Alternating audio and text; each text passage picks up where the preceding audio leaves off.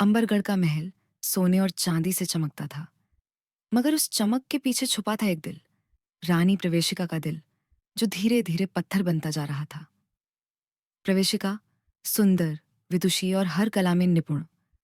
उसने राजा समरवीर से विवाह किया था, एक योद्धा जो रणभूमि जीत सकता था, मगर अपने महल में एक स्त्री की तन्हाई को नहीं समझ पाया। राजा युद्धों, दूतों और फैसलों में उलझा रहा, और रानी एक शांत, उजली चांदनी बनकर महल में बहती रही, जो सबको रोशन करती है पर खुद अकेली होती है। एक दिन दरबार में आई नर्तकी चंदा। उसकी चाल में लय थी, आंखों में पीड़ा, और नृत्य में ऐसा सम्मोहन कि राजा की निगाहें वहीं अटक गईं। वो धीरे धीरे राजा के मन में उतरने लगी, जैसे कोई मीठा जहर। रानी ने यह सब देखा, पर मौन रही। न तो उसका मुकुट हिला, न उसकी मर्यादा। उसने चंदा को शत्रु नहीं माना, बल्कि उसका दुख समझा, क्योंकि जिस तन्हाई से वह खुद जूझ रही थी, वही चंदा की आंखों में भी उतरती थी।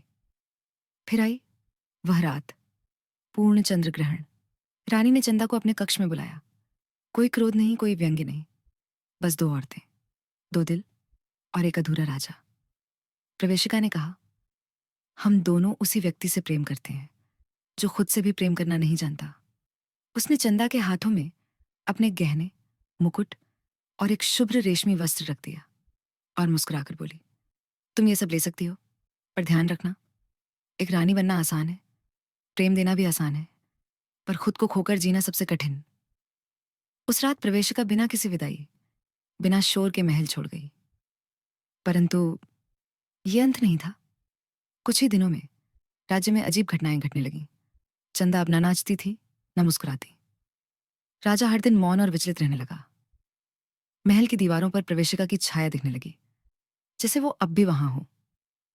एक दिन चंदा को राजा के कक्ष में एक पत्र मिला, प्रवेशिका का लिखा हुआ, जो कभी भेजा नहीं गया था।